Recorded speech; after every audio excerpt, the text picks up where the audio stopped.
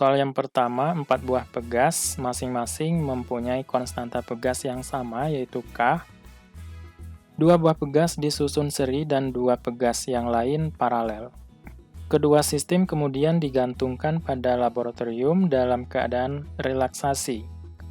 Bila kedua sistem diberi beban yang sama, yakni sebesar M, maka setelah mencapai kesetimbangan, perbandingan perubahan panjang pegas sistem pertama dibanding kedua adalah. Jadi 4 buah pegas, 2 diantaranya itu disusun secara seri. Kemudian dikasih beban sebesar M. Untuk yang pegas yang 2 lainnya itu disusun secara paralel. Juga dikasih beban sebesar M. Konstanta pegasnya masing-masing sama, yaitu K, ya. Maka kita bisa menentukan di sini K serinya, ya. Jadi K seri itu adalah 1 per K seri, ya. 1 per K ditambah dengan 1 per K. 2 per K, atau K serinya sama dengan K per 2, gitu ya. Kemudian untuk yang paralel, K paralel ya kita tambahkan aja. K ditambah K, ya. Sehingga dapatlah 2K, gitu. Nah, kemudian kita disuruh mencari perbandingan perubahan panjang pegas sistem pertama yang ini ya, yang seri dibandingkan dengan yang paralel. Jadi kita bisa menggunakan persamaan konstanta pegas. K itu sama dengan gaya dibagi dengan perubahan panjang atau pertambahan panjang pegas. Sehingga delta X-nya sama dengan F per K. Nah, F-nya di sini dalam hal ini adalah gaya beratnya. Gaya beratnya kan sama, karena digantung dengan beban yang sama. Sehingga perubahan panjangnya itu akan berbanding terbalik dengan 1/K, ya kan? Nah, kalau kita ingin membandingkan delta X1 banding delta X2, ya, atau delta X seri per delta X paralel gitu ya. Ini sama dengan 1 per K seri banding 1 per K paralel. Nah, ini kita rapikan K paralel banding K seri. K paralelnya adalah 2K, K serinya adalah K per 2. K-nya boleh habis, ya. Kemudian 2 yang di sini naik ke atas jadi 2 kali 2, yaitu 4 per 1. Nah, sehingga perbandingan perubahan panjangnya adalah, ya, 4 banding 1. Jawabannya yang A. Soal yang kedua, 2 buah partikel masing-masing masanya M1, 2 kali M2. Dan energi kinetiknya EK1 sama dengan setengah dari EK2. Anggaplah kasus tersebut non-relativistik. Berapakah perbandingan panjang gelombang partikel 1 terhadap partikel 2? Jadi lambda, itu kita gunakan panjang gelombang de Broglie ya, yang ada hubungannya dengan energi nantinya, yaitu konstanta Planck dibagi dengan momentum. Atau H per momentum itu adalah massa kalikan dengan kecepatan.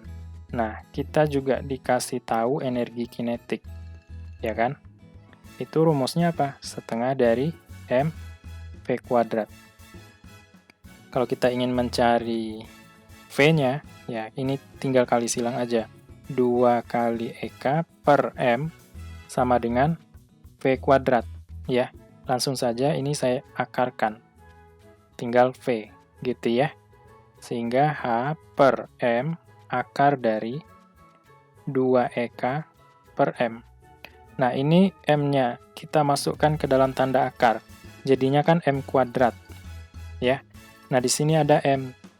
Jadi H per akar dari, ini masuk tanda akar ya, M kuadrat dikali nantinya 2EK per M. Nah, M di sini kan habis dibagi, tinggal 1 gitu ya.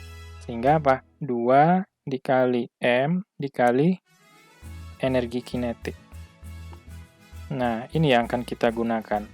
Jadi tinggal kita bandingkan saja lambda 1 banding lambda 2 sama dengan H ya per akar dari 2M1 dikali EK1 dibagi H per akar 2M2 EK2.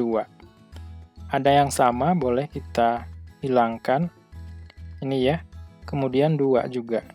Nah, kalau kita rapikan, ini naik ke atas, jadinya adalah akar dari M2 dikali EK2 per akar dari M1 dikali EK1. Atau akar dari M2 dikali EK2 per M1 dikali EK1. Ini biarkan aja, M2 dikali EK2 per M1 nilainya adalah 2 kali M2 ya, dikali EK1. EK1 adalah setengah dari EK2. Nah, ini coret lagi. Ya, akar dari, ini kan 1 ya, per 2 kali setengah, 1. Nah, sehingga apa?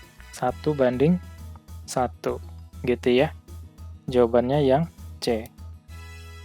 Soal ketiga. Sebuah benda dikenai oleh dua gaya yang sama besar namun arahnya berbeda. Agar resultan gaya yang dialami oleh benda besarnya sama dengan salah satu gaya yang bekerja, maka sudut yang dibentuk oleh kedua gaya adalah. Jadi kita buat gambarnya dulu, katakanlah ini F1 ya, ini F2. Nah, maka ini resultannya, kita sebut R. Sudut yang dibentuk oleh kedua gaya itu adalah theta. Maka resultan kuadrat itu sama dengan F1 kuadrat ditambah F2 kuadrat ditambah 2 kali dari F1 kali F2 cos sudut yang dibentuk oleh kedua gaya tersebut. Nah, di sini dikatakan bahwa dua gaya tersebut besarnya sama, cuman arahnya beda. Nah, ini kita misalkan F ya, ini F. Karena sama ya. Agar resultan gaya yang dialami oleh benda besarnya sama dengan salah satu gaya yang bekerja, berarti resultannya juga F. Ya. Nah, sehingga kita bisa substitusikan ke sini F kuadrat sama dengan F kuadrat ditambah F kuadrat, ya kan? Ditambah 2 kali F1 F2. 2 dikali F kali F, F kuadrat, cos theta. Nah, ini kan habis ya, saling menghabiskan, ya kan? Di sini 0, ini kita pindah ruas jadi negatif F kuadrat, sama dengan 2 F kuadrat cos theta. Sama-sama dibagi F kuadrat, min 1 sama dengan 2 cos theta, atau cos theta sama dengan min setengah. Nah, nilai cos yang min setengah itu adalah cos 120 derajat, ya nggak? Nah, sehingga tetanya ya 120 derajat. Jawabannya yang C. Soal yang keempat, sebuah koin bermasa 20 gram meluncur sepanjang lantai kasar dan berhenti setelah menempuh jarak sejauh 10 meter. Bila selama bergerak, koefisien geseknya adalah 0,08, maka kelajuan koin mula-mula adalah. Jadi kalau kita sketch kira-kira gini ya, ini koin sampai di sini, dia berhenti pada jarak 10 meter. Nah, ini keadaan 1, ini keadaan 2. Kalau dia sudah berhenti, berarti V2-nya sama dengan 0. Di sini ada kecepatannya, itu yang ditanya, gitu ya. Kemudian karena lantainya kasar, berarti ada gaya gesek yang bekerja. Kalau dia bergerak ke kanan, berarti gaya geseknya ke kiri. Nah, gaya gesek itu rumusnya adalah koefisien gesek dikalikan dengan gaya normal. Apa itu gaya normal? Yaitu gaya yang tegak lurus dengan bidang yang dilaluinya. Ya kan? Kemudian di sini juga ada gaya berat, yang mana besarnya adalah M dikali G. Nah, sehingga kita bisa substitusikan bahwa gaya normal yang bekerja pada benda tersebut itu sama dengan gaya beratnya, yaitu M kali G, sehingga gaya gesek mu dikali mg, ya. Nah, kemudian di sini kita tahu bahwa usaha itu sama dengan ya delta EK atau EK2 dikurang EK1, ya nggak? Ingat, di keadaan 2, benda sudah berhenti. Berarti dia sudah tidak punya energi kinetik, atau EK2-nya 0. Ya, EK itu kan setengah dari mv². V2-nya 0. Nah, jadi energi kinetiknya juga 0. Jadi, apa yang tersisa di sini yaitu min EK1. Atau min setengah dari mv². Nah, ingat, usaha yang ditimbulkan oleh koin ini juga berasal dari gaya gesek. Nah, sehingga kita bisa menuliskan, ya, W itu adalah gaya dikalikan dengan perpindahannya. Ingat, karena gaya gesek ini bekerja berlawanan arah dengan pergerakan benda, maka kita kasih negatif, ya. Min Fg dikali S sama dengan min setengah dari mv², gitu ya. Kemudian negatifnya kita jadikan positif. Fg-nya kita ganti mu mg dikali S sama dengan setengah dari mv². M-nya habis lagi. Nah, ini kalau kita kali silang ke sini, 2 dikali mu dikali G dikali S sama dengan V1 kuadrat, ya. V1 sama dengan akar dari 2 dikali mu dikali G dikali S. 2 dikali 0,08, saya tulis di bawah aja, nggak muat. Akar dari 2 dikali 0,08, gravitasi buminya 10, perpindahannya adalah 10, ya.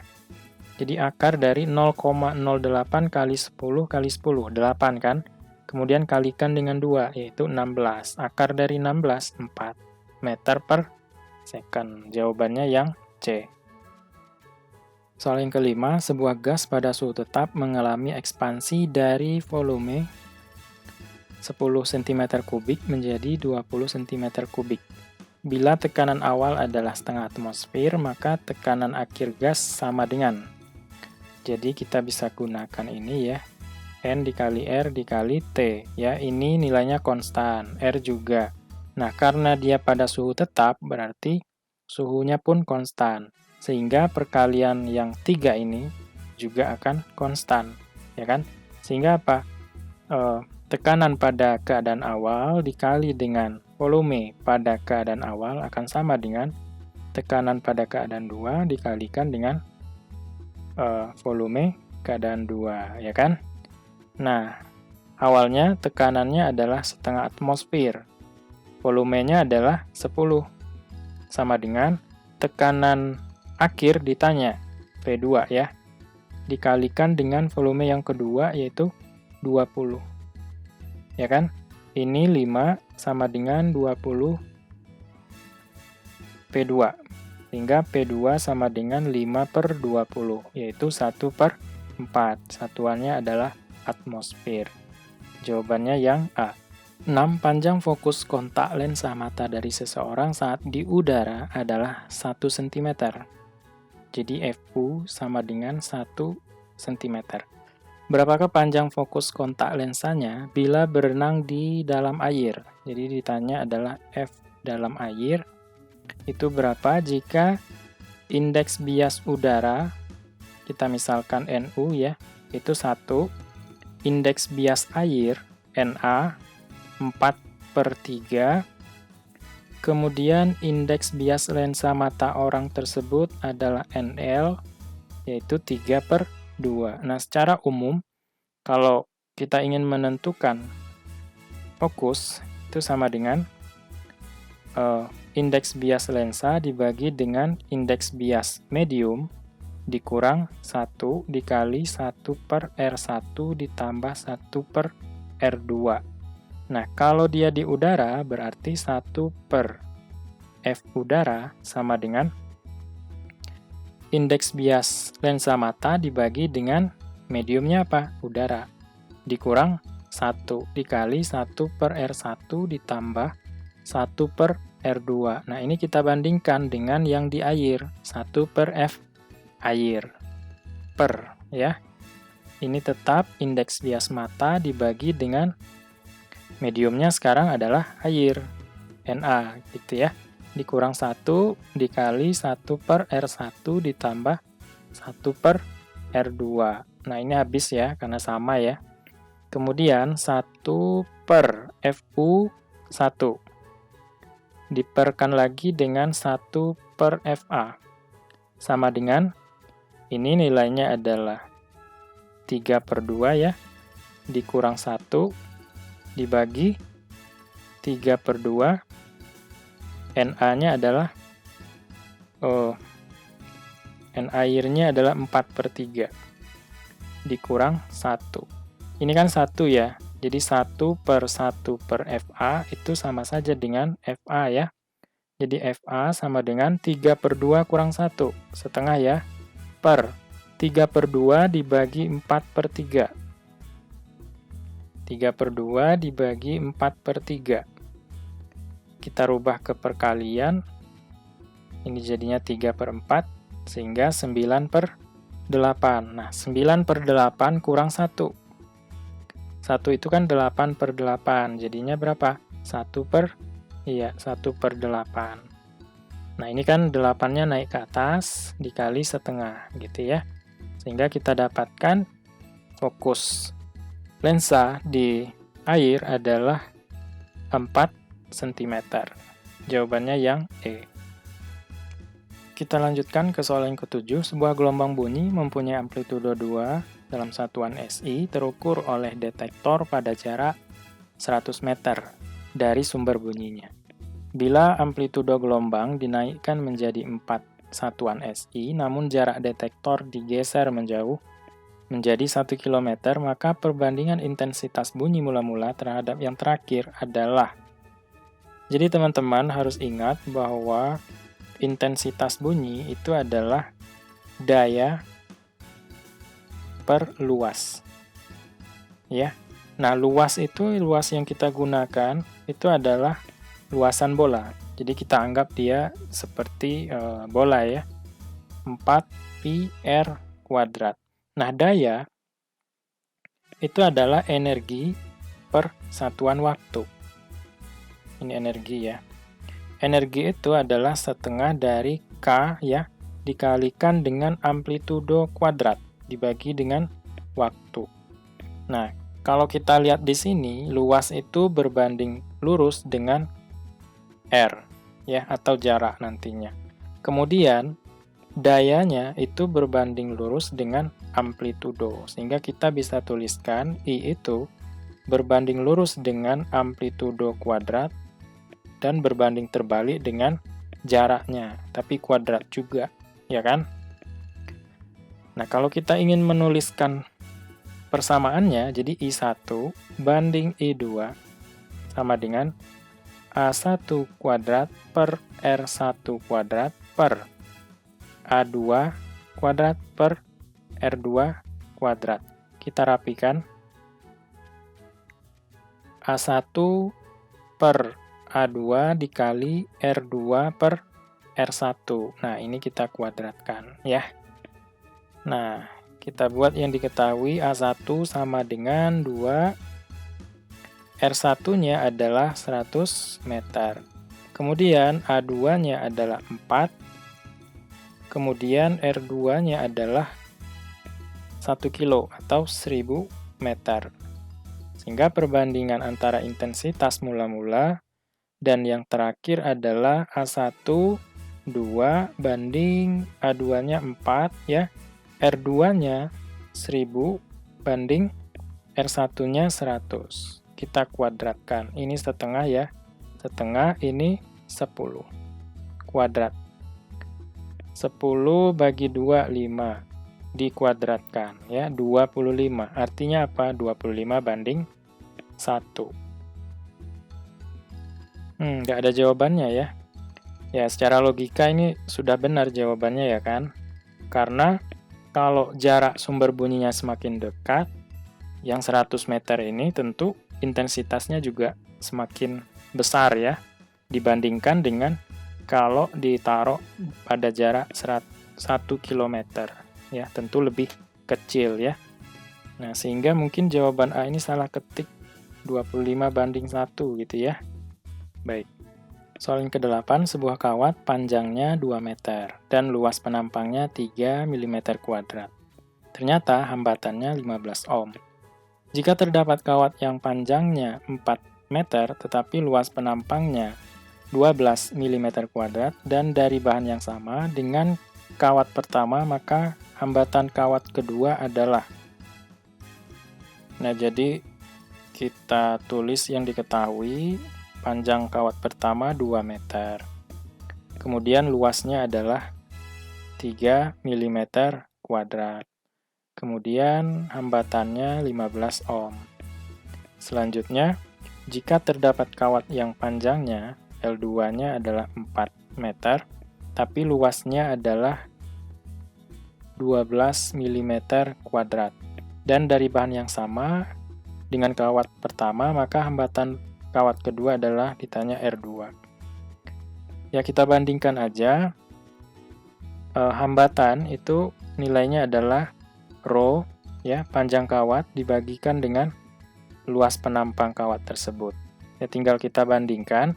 Kalau bahan yang sama berarti rho-nya atau hambatan jenisnya sama juga, ya nggak? Sehingga R1 sama dengan rho L1 per A1 banding R2 ya, rho L2 per A1. Rho-nya boleh dicoret. R1 banding R2 sama dengan, ini A2 ya. Kita rapikan penulisannya. A2 kali L1 per A1 kali L2. Gitu. R1-nya 15 per R2 ditanya. A2-nya 12, L1-nya 2, per A1 3, L2 4. Ini kan 3 kali 4 kan 12 ya. Berarti habis nih. Ya kan? 15 sama dengan 2R2, kali silang ya. Sehingga R2-nya adalah 15 per 2, yaitu 7,5 ohm. Hingga jawabannya yang E. Soal ke-9, panjang gelombang sebuah partikel bermuatan setelah dipercepat melalui beda potensial 1 volt, besarnya adalah 1 nanometer. Panjang gelombang partikel menjadi 100 nanometer bila dipercepat melalui beda potensial. Jadi energi gelombang itu sama dengan ya konstanta Planck kalikan dengan frekuensinya. Nah, frekuensi itu kan C per lambda, sehingga energinya sama dengan Hc per lambda. Dan ingat, energinya juga berasal dari beda potensial. Ya kan, hubungannya adalah muatannya kita kalikan dengan beda potensial. Sama dengan Hc per lambda.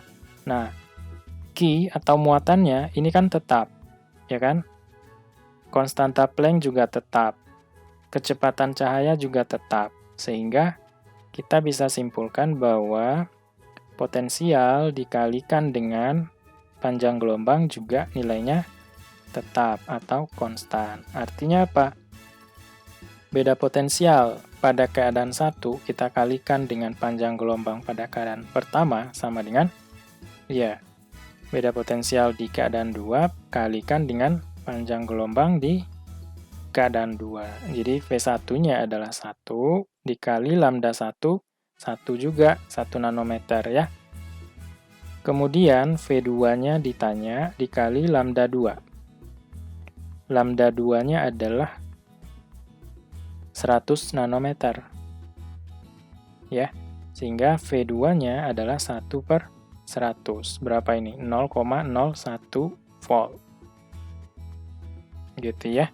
Sehingga kita pilih yang D. Soal ke-10, dua termometer A dan B menunjukkan angka yang sama, 0 ketika digunakan untuk mengukur suhu air saat membeku. Nah, ini termometer A, ini yang B. itu menunjukkan angka yang sama ketika dia mengukur air yang membeku, yaitu 0. Kemudian saat air mendidih, skala pada termometer A menunjukkan 1,5 skala pada termometer B. Jadi TA sama dengan 1,5 itu kan 3/2 ya, TB.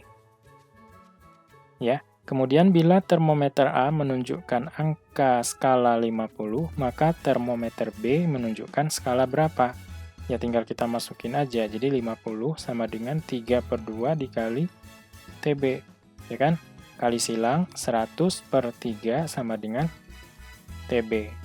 Nah, 100 bagi 3 itu adalah sekitar 33,33 derajat ya, sama dengan TB. Jadi jawaban yang paling mungkin ya yang C.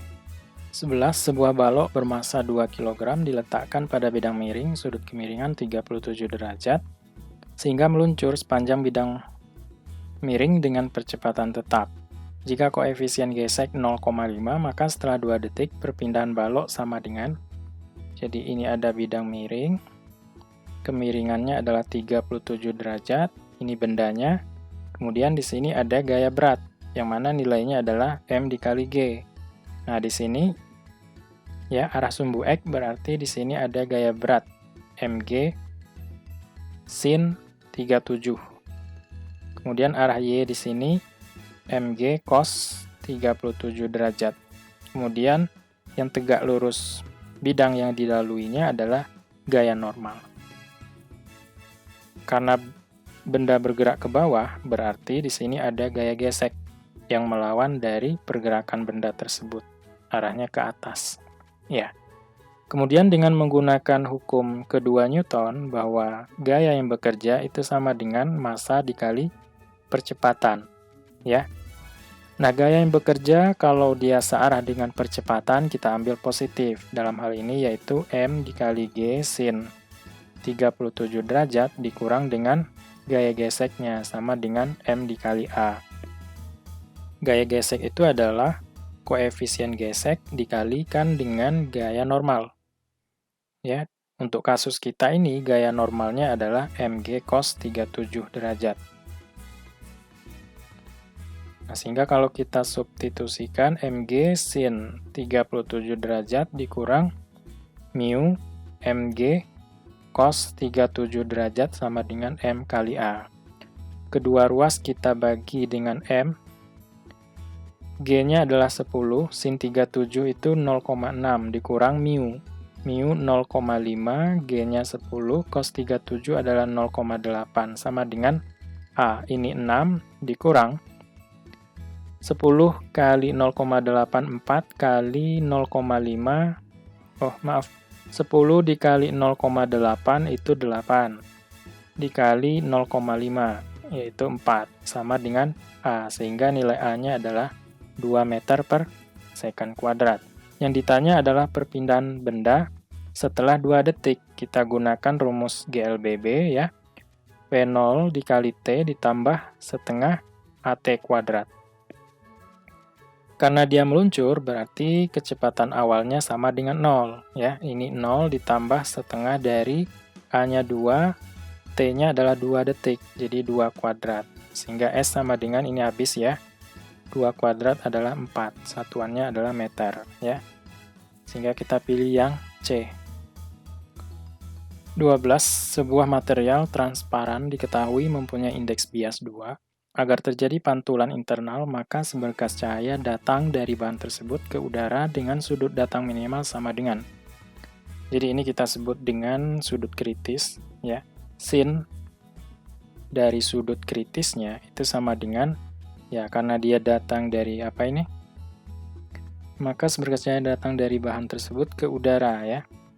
Jadi N udara per N bahan. Udaranya indeks biasnya kan 1 ya. Bahannya indeks biasnya 2. Jadi cari sin yang nilainya setengah yaitu 30 derajat. Nah, jadi minimal ya harus 30 derajat agar terjadi pantulan internal. Yang E.